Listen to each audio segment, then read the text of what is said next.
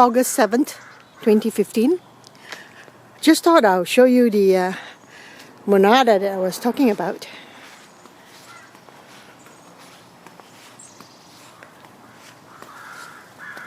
See?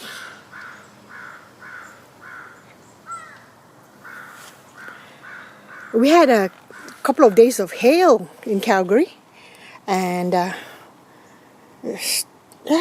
not worse for wear. Still looks okay, everything. We've harvested quite a lot of the squashes, about more than 16 of them, ate some. And this is the Italian ball squash. I harvest them so that, there's enough room for more to grow. And everybody should grow squash. A squash heaven, a squash patch. A bucket list thing. You can throw all sorts of melon seeds and anything like Korean melons or anything. Just throw it in a big patch of fertile soil, fertile compost. Let's look around, see what you can find. Oops, I missed that one. Yes, the thing about squashes is that there's always surprises. And this one is the Italian warty squash, Rugosa friulana. Anyway, squash is absolutely delicious. I love it. And my rudbeckia from last year is making a presence. It's just starting to come out. I still had some cherries left on the tree. And let's see what's over here.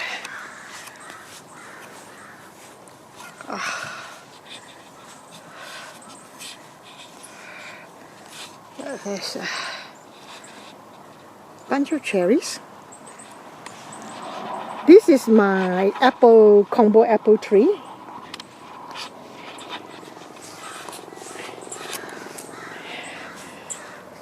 Yeah, I try to be permaculturally correct. Here's a gill with squash, clematis. There's what else is there? There's sweet peas, and I do have apples. This is the first year, so there's about 6 apples.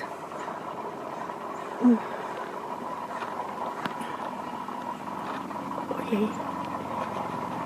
And the Leatrice is coming out fine. Here it is.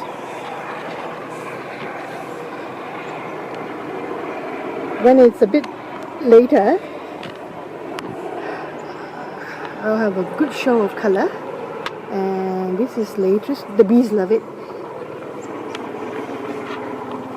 I went to a relocation sale of a garden center, which high end, and they were just selling a lot of plants for pennies.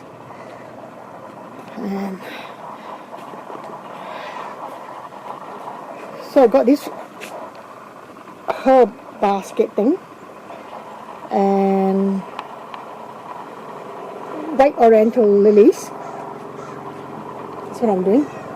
And there's a goji berry, clematis, that kind of clematis, like that one, josari, and purple, and the white one, which I'm going to let climb up most of the fruit trees, and of course tiger lilies, a whole bunch of tiger lilies.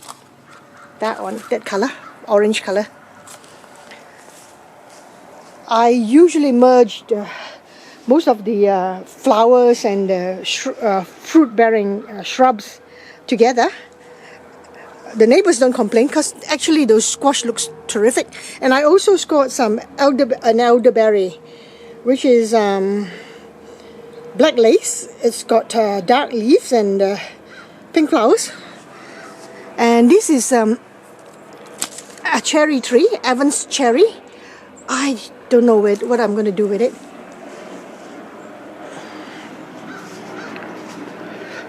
And this is the tomatoes. Look at the tomatoes. Some tomatoes. And more at the back over there.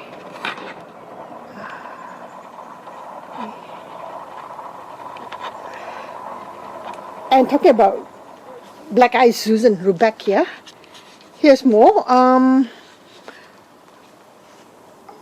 Just that was about, most of the things is like about 30% of the, at the end of the season, 30%.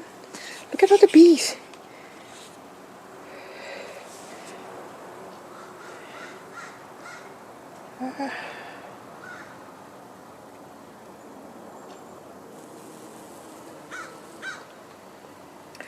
My edible garden is based on beauty and function, and I make this compost tea. I throw in everything, not permaculturally correct. Oh, there's no compost tea police coming to arrest me anytime soon, so don't worry.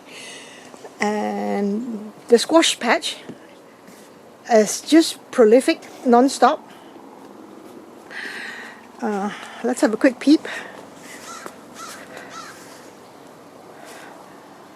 So all the squashes in the center, there's overpopulation, I should say. Too many seeds and too many plants in there, so they're not doing well in the center. And let's have a look at the I scored the lean-to greenhouse from that relocation garden center as well. It's about 6.5 by 10.5, which I'm going to put here. I could make it bigger if I insulate, extend it a bit out and insulate. But for now, just do the fasting. What's that? There's a black helicopter doing that.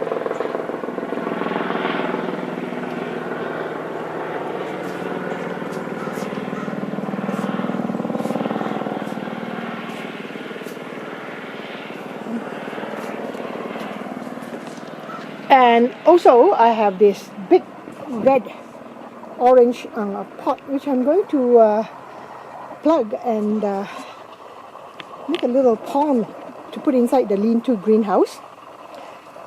And that is the rest of the garden. Let's take a trip into the greenhouse. Oh, this one, daffodils and tulips, I got from my neighbor, given to me by my neighbor. And at the Permaculture Guild, they gave me a whole bunch of mint, which is chocolate mint. You should try that one. That's really good. And I've harvested this orac spinach and ate some of this spinach as well. All the tomatoes are growing well. Have a look. I'm going to have lots of tomatoes. And of course I told you about the red Russian kale. They're just tender and delicious. Best way to grow them, right here. And at the back here, I've trimmed some of the stems and leaves from that gigantic squash plant there.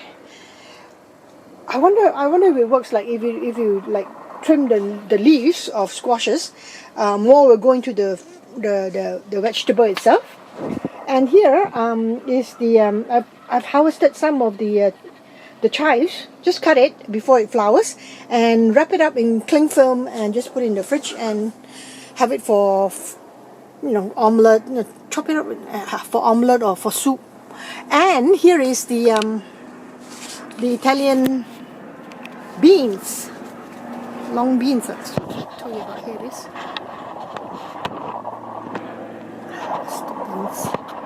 Beans, and they're just creeping all along here. And the tomatoes, and that's my curly kale, and that's the tomatoes. It's going to be huge. And the perilla, here's the perilla. I was talking about perilla, I never showed you. Here it is.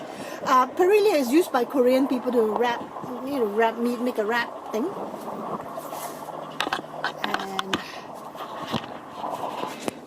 And some peppers. They say you should grow the small little peppers because they ripen much faster. And at the back there, you can see a couple of cucumber. And this is my tomato. Just tell you how big it is. Like that compared to, see? Give you an idea of the size. And what is this? This squash has suddenly appeared from nowhere. And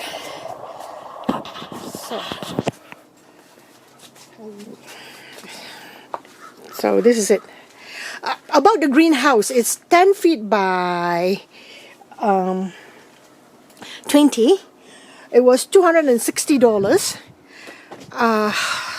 The plastic is not going to last, but I didn't expect it to.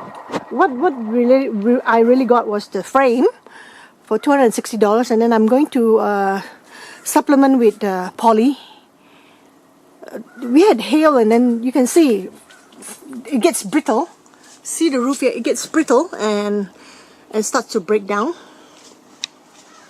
So this is my update for August the 7th, 2015.